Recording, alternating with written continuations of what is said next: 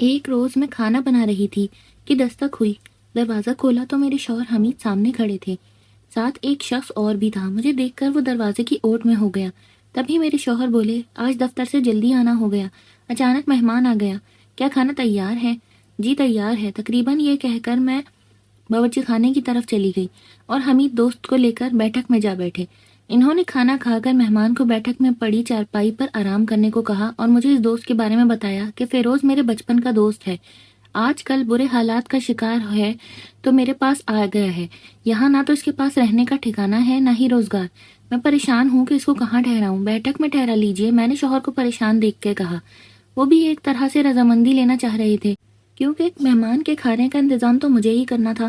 حمید پرسکون ہو گئے اور بولے کہ میں نے اسے تسلی دی ہے کہ جب تک تمہارے روزگار کا بندوبست نہیں ہو جاتا تب تک کہیں جانے کی ضرورت نہیں، میرے پاس رہ جاؤ، رہنے کا ٹھکانہ روزگار سب اللہ کی مہربانی سے ہو جائے گا۔ حمید نے گھر کی بیٹھک فیروز کے لیے خالی کر دی اور میں صبح شام کھانا پکا کر بھجوانے لگی۔ 2 ماہ یہ شخص ہمارے گھر مہمان رہا، کچھ اس کو بے فکری اور سکون میسر آیا تو دل جمعی سے نوکری کی تلاش شروع کر دی۔ حمید بھی اپنے جاننے والوں سے کہتے تھے کہ میرے دوست فیروز کو ملازمت کی ضرورت ہے، کوئی سلسلہ بنے تو مدد کرنا۔ آخر ان کی کوششیں رنگ لائیں اور فیروز کو ایک محکمے میں مناسب نوکری مل گئی۔ مالی محتاجی دور ہو گئی تو وہ رہنے کا ٹھکانہ ڈھونڈنے لگا۔ تبھی حمید نے اپنی مالک مکان سے تذکرہ کیا، ہمارے برابر والا مکان خالی پڑا تھا، اس عورت نے یہ گھر فیروز کو مناسب کرائے پر دے دیا، یوں اب وہ ہمارا پڑوسی بن گیا۔ اس کے پڑوس میں خود مالک مکان کی رہائش تھی۔ سب کچھ تو ہو گیا، لیکن اب ایک مسئلہ اسے یہ درپیش تھا کہ اسے کھانا بنا کر دینے والا کوئی نہ تھا۔ میں بھی چاہتی تھی کہ وہ کوئی اپنا انتظام کر لے، وہ بھی تکلف محسوس کرنے لگا تھا، کہتا تھا کہ بھابی نے بہت تکلیف اٹھائی ہے، مزید ان کو زحمت نہیں دینا چاہتا۔ آخر حمید نے مشورہ دیا کہ فیروز میاں شادی کر لو، کب تک تم کو کوئی کھانا کھلائے گا، کب تک ہوٹل کا مضر صحت کھانا کھا پاؤ گے؟ اس پر وہ ہنس دیا، بولا حمید یار، میرا کون ہے جو میری شادی کرائے گا؟ بھائی یہ تو وہی بات ہوئی، نہ 9 من تیل ہوگا نہ رادھا ناچے گی۔ انہی دنوں میری چھوٹی بہن علاج کی خاطر گاؤں سے ہمارے گھر آئی ہوئی تھی، وہ کچھ عرصے سے بیمار رہتی تھی۔ حمید نے مجھ سے ذکر کیا کہ تم کہو تو میں فیروز سے بات کروں، پہلے اپنی ماں سے صلاح لے لو، وہ مان جائیں تو روشن کی شادی فیروز سے ہو سکتی ہے، لیکن مجھے تو نہیں خبر کہ آپ کا دوست کیسا آدمی ہے۔ ارے بھائی نہایت شریف آدمی ہے، ہم بچپن سے ساتھ کھیلے ہیں، آگے پیچھے کوئی نہیں، 2 ماہ میں تم نے بھی اس کو جانچ لیا ہوگا، کوئی بری عادت اس میں نہیں۔ ٹھیک ہے میں امی اور بہن سے بات کرتی ہوں، تم بعد میں دوست سے بات کرنا۔ میں نے ماں سے بات کی، وہ بولی کون ماں نہیں چاہتی کہ اس کی لڑکی وقت پر بیاہی جائے، تم کو پتہ ہے 2-3 ماہ سے تمہاری بہن کچھ علیل رہنے لگی ہے، تبھی یہاں لائی ہوں، پہلے یہ ٹھیک ہو جائے۔ ہاں ماں علاج ہوگا تو ٹھیک ہو جائے گی، آپ نے آخر اسے بیاہنا تو ہے، پھر تم اور حمید خود سوچ سمجھ کر رشتہ طے کر لو، ہمارے مالی حالات کا بھی تم لوگوں کو علم ہے، آپ اس کی فکر نہ کریں، آپ رضامند ہیں تو میں حمید سے بات کر لیتی ہوں۔ یوں میں نے حمید سے اور انہوں نے فیروز سے اس رشتے کا ذکر کیا۔ جواب میں فیروز چپ رہا۔ اس چپ کا کیا مطلب ہے یار، میری سالی دیکھی بھالی ہے، اپنے گھر کی لڑکی ہے، اگر تم شادی کرنا چاہتے ہو تو سر ہلا دو، تیرا گھر آباد ہو جائے گا، کھانے پینے کی مشکلات سے بھی نجات مل جائے گی۔ فیروز نے کہا جو تم بہتر سمجھو، مجھے منظور ہے، اب تم میرے بھائی بھی ہو اور دوست بھی، بات اتنی جلدی بن جائے گی مجھے گمان بھی نہ تھا کہ کل تک جو مہمان تھا اب ہمارے گھر کا ایک فرد بننے جا رہا تھا۔ فیروز نے حمید سے یہ بھی کہا کہ میری مالی حالات تم سے پوشیدہ نہیں، ابھی میری نوکری لگی ہے، تم اس کی فکر مت کرو، وہ سب انتظام ہو جائے گا، تم رضامند ہو تو پھر میں ساس اور سالی سے بات کر لیتا ہوں۔ یوں فیروز کی شادی میری بہن روشن سے ہو گئی، زیور کپڑا سب میں نے اپنی طرف سے بہن کو دیا، کیونکہ فیروز کے پاس بری اور زیور کے لیے رقم نہ تھی۔ لڑکے کی طرف سے شادی کا خرچہ بھی ہم نے کیا، مجھے یقین تھا کہ روشن شادی کے بعد خوشی ملنے سے ٹھیک ہو جائے گی، کیونکہ اس کی شادی کی عمر نکلی جا رہی تھی اور میرے والدین کے مالی حالات درست نہ ہونے کے سبب کوئی اچھا رشتہ مل بھی نہیں رہا تھا۔ اس صورتحال میں اکثر لڑکیاں نا امید ہو کر بیمار پڑ جاتی ہیں اور ان کی بیماری کسی کی سمجھ میں نہیں آتی۔ ہوا بھی یہی کہ شادی کے بعد روشن کی رنگت سرخ ہونے لگی اور وہ تندرست دکھائی دینے لگی۔ حمید نے بھی یہی سوچا تھا کہ ان کی ذرا سی قربانی سے یعنی شادی کا خرچہ اٹھانے پر ان کے دوست کا گھر بس جائے گا اور سسرالی بھی خوش ہو جائیں گے کہ ان کی لڑکی کو اچھا بر مل گیا ہے، دونوں کا گھر بن گیا۔ فیروز اور روشن خوش رہنے لگے اور اپنی دنیا میں مگن ہو گئے، ہم بھی خوش تھے کہ سب اچھا ہو گیا۔ حمید سسرالیوں میں سرخرو تھے کہ روشن شادی کے بعد بہت خوش تھی، سال بعد اس نے بچی کو جنم دیا جس کا نام اس نے حوریہ رکھا، وہ بہت پیاری صورت والی گول مٹول سی تھی، ہمارے گھر کوئی بچہ نہ تھا، میں اسے گھر لے آتی، گھنٹوں اپنے پاس رکھتی، مجھ کو اپنی بھانجی بہت پیاری لگتی تھی۔ اب تو وہ سارا وقت میرے پاس رہتی تھی۔ وہ مجھ سے اتنی مانوس ہو گئی تھی کہ وہ رات کو جب سو جاتی تب اسے ماں اٹھا کر لے جاتی۔ اب وہ 2 سال کی ہو گئی تھی اور میری اتنی عادی ہو گئی تھی کہ 1 منٹ بھی میرے بغیر نہ رہتی۔ خدا کی کرنی کہ میری بہن پھر سے بیمار رہنے لگی اور اس کی بیماری اتنی بڑی کہ لاغر ہو گئی۔ ڈاکٹروں نے کینسر کی تشخیص کر دی اور 6 ماہ بعد وہ چل بسی۔ جوان موت پر ہر آنکھ اشکبار تھی، لیکن فیروز کا تو گھر اجڑ گیا تھا اور حوریہ بے آسرا ہو گئی تھی۔ تبھی فیروز نے اسے مکمل طور پر میرے سپرد کر دیا کہ اب یہ بچی آپ کی ہی ہے، آپ نے اس کی پرورش کرنا ہے۔ بہن کی وفات اور بھانجی کے بن ماں کے ہو جانے پر میں بہت رویا کرتی تھی۔ حمید بھی غمزدہ تھے کہ ان کے پیارے دوست کا گھر اجڑ گیا تھا۔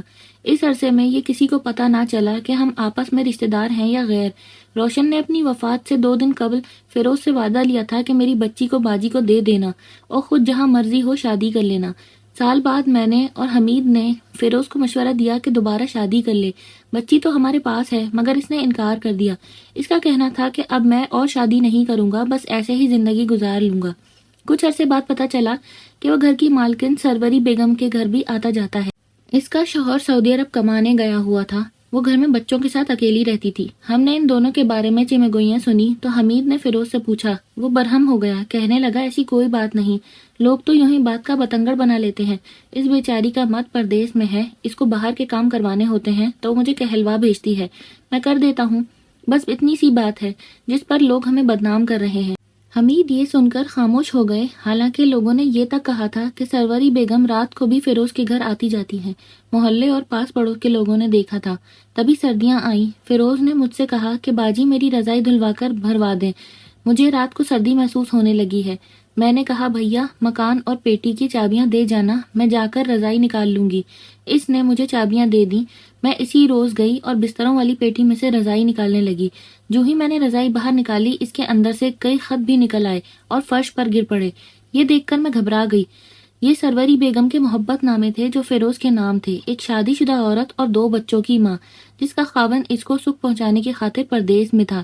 اس کے غیر آدمی سے اس قسم کی جان پہچان دیکھ کر مجھے پڑوسن سے بہت نفرت محسوس ہوئی۔ ساتھ ہی اپنے بہنوئی کے اچھے کردار کے بارے میں جو رائے رکھتی تھی وہ زمین بوس ہو کر گر پڑی۔ میں تو فیروز کو نہایت نیک چلن اور باکردار شخص سمجھتی تھی۔ ان خطوط میں ہمارے گھر کی باتیں بھی تھیں۔ میں یہ سارے خطوط اٹھا کر گھر لے آئی۔ جب فیروز کو پتہ چلا کہ میں خط اٹھا لائی ہوں تو وہ بہت ناراض ہوا اور ہم سے جھگڑ پڑا اور اپنا زیور جو ہمارے پاس تھا طلب کیا۔ جو اس کی رقم ہمارے پاس امانت رکھی تھی وہ بھی ہم سے لے لی۔ یہی نہیں اپنی بچی بھی لے گیا۔ ہم سے بول چال بند کر دی اور بچی کو سروری بیگم کے سپرد کر دیا۔ میرے لیے یہ سب کچھ بے حد تکلیف دہ تھا۔ بچی آنکھوں کے سامنے ساتھ والے گھر میں روتی رہتی اور ہم اس کو اپنے پاس نہیں لا سکتے تھے۔ وہ مجھ کو امی کہہ کر بلاتی تھی، وہ امی امی کی دہائیاں دیتی رہتی اور میں دیوار سے ادھر اس کی پکاریں سن کر روتی اور تڑپتی رہتی۔ حمید سے میری حالت دیکھی نہیں جاتی۔ آخر انہوں نے فیصلہ کر لیا کہ فیروز سے لڑنے کے بجائے گھر ہی تبدیل کر لیں، تاکہ نہ بچی کی آواز ہمارے کانوں تک آئے اور نہ ہی جھگڑا ہوگا۔ ہمارا صرف یہی قصور تھا کہ ہم نے فیروز کو سمجھایا تھا کہ وہ ایک غیر عورت سے غلط مراسم نہ رکھے، کیونکہ یہ بری بات ہے اور بری باتوں کا انجام برا ہی ہوتا ہے۔ بس یہی حقیقت اس کو ہماری بری لگ گئی۔ جس دن ہم گھر چھوڑ کر جا رہے تھے سارا محلہ اکٹھا ہو گیا۔ سب نے پوچھا کیا بات ہے، تم مکان کیوں تبدیل کر رہے ہو، اتنے برسوں کا ساتھ ہے، جانے اب کیسے لوگ کرایہ دار ہیں۔ حمید ان کو کیا وجہ بتاتے، یہی کہا کہ مجبوری ہے اس لیے جا رہے ہیں۔ کچھ سامان لے کر چلے گئے، باقی سامان اور مجھے انہوں نے دوسرے چکر میں لے کر جانا تھا۔ جب واپس آئے تو دیکھا کہ میرا اچھا خاصا جھگڑا سروری بیگم سے ہو چکا ہے۔ جب کسی معاملے میں عورتیں بول پڑیں تو بات جلدی ختم نہیں ہوتی۔ محلے کی عورتیں جمع ہو گئیں، سب نے کہا 10 سال تم لوگ رہے، آپس میں کوئی جھگڑا نہیں ہوا، آخر کیوں اب گھر چھوڑ کر جا رہے تھے اور اب جھگڑا بھی ہو گیا۔ تب میں پھٹ پڑی کہ یہ عورت اپنے محبت نامے مانگ رہی ہے جو اس نے میرے بہنوئی فیروز کو لکھے ہیں، مگر میں نہیں دوں گی کیونکہ ان خطوط میں ہماری برائیاں بھی لکھی ہوئی ہیں۔ اگر دوں گی تو فیروز کو دوں گی کیونکہ میں نے اس کی بستروں والی پیٹی سے اٹھائے تھے۔ یہ مانگنے والی کون ہوتی ہے؟ اگر آپ لوگوں کو یقین نہیں آتا تو سارے خطوط آپ کو دکھا بھی سکتی ہوں۔ میرے یہ کہنے سے تو طوفان ہی آ گیا اور بات مار کٹائی تک پہنچ گئی۔ جب حمید پہنچے تو ہماری مار کٹائی اور ہاتھا پائی ہو رہی تھی۔ حمید نے مجھ سے کہا اسما مجھے تمہاری نادانی پر بہت افسوس ہے۔ جب میں نے تم سے کہا تھا کہ جھگڑا نہ کرنا اور خطوں کی کوئی بات منہ سے مت نکالنا تو یہ بات تمہارے منہ سے کیوں نکل گئی؟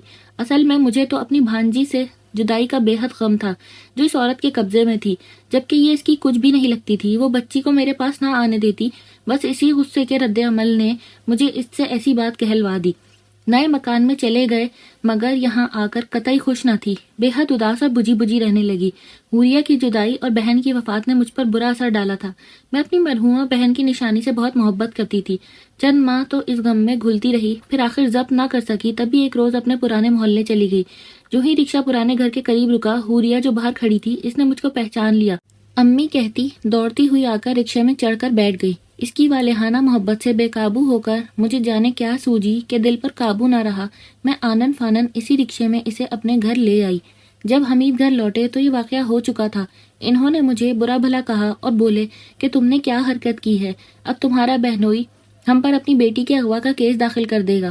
میں تو بچی کو محبت میں اٹھا لائی تھی، مگر فیروز بھاگ دوڑ میں لگ گیا، کیونکہ آس پڑوس کی عورتیں بھی دیکھ رہی تھیں کہ میں فیروز کی بیٹی کو رکشے میں بٹھا کر لے جا رہی تھی۔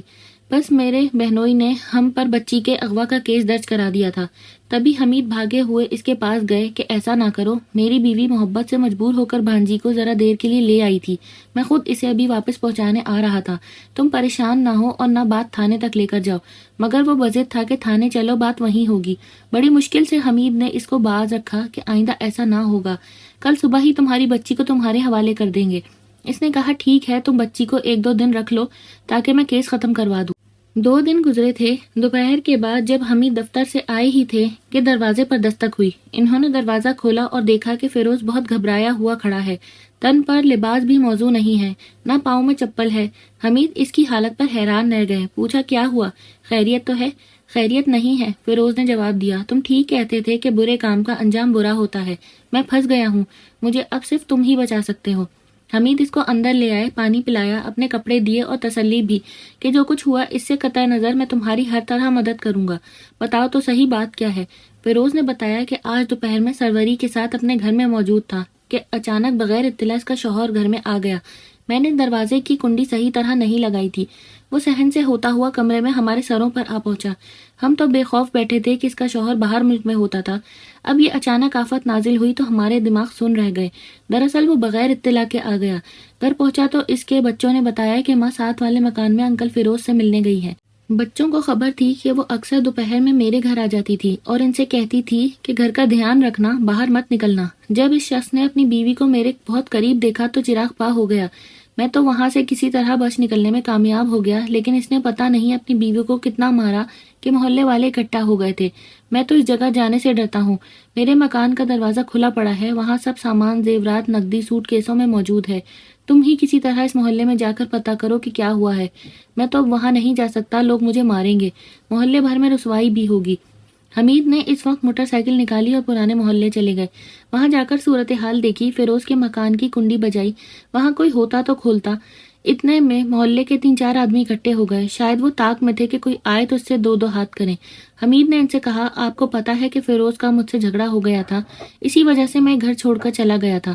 آج کسی کام سے ادھر سے گزر رہا تھا، کام یہ تھا کہ فیروز نے اپنی بچی کے اغوا کا پرچہ ہم میاں بیوی پر درج کرا دیا تھا، جبکہ میری بیوی اپنی بھانجی کو محبت کی وجہ سے اپنے ساتھ لے گئی تھی۔ اس سلسلے میں فیروز سے ملنا چاہتا تھا، مگر یہاں تو صورتحال کچھ اور معلوم ہوتی ہے۔ محلے والوں نے فیروز کو خوب گالیاں دی کہ وہ تمہارا ہمزولف تھا، اب تم ہی اس کا سامان یہاں سے اٹھا کر لے جاؤ ورنہ ہم اس کے سامان کو آگ لگا دیں گے۔ ہم کسی صورت اس کو دوبارہ ادھر دیکھنا نہیں چاہتے ورنہ خون خرابہ ہوگا۔ غضب خدا کا ایک شریف آدمی کی غیر موجودگی میں اس کے گھر کی نقب لگا رہا تھا۔ سروری کا شوہر تو بیوی کو قتل کر ڈالتا اگر ہم نے درمیان میں پڑ کر اس عورت کو نہ بچا لیا ہوتا۔ وہ اتنی زخمی تھی کہ اسے اسپتال لے گئے ہیں اور اس کا مرد تھانے میں بیٹھا ہے۔ ہم نے گواہی دی کہ میاں بیوی کا کسی معمولی بات پر جھگڑا ہو گیا ہے، بات رفع دفع کر دیں۔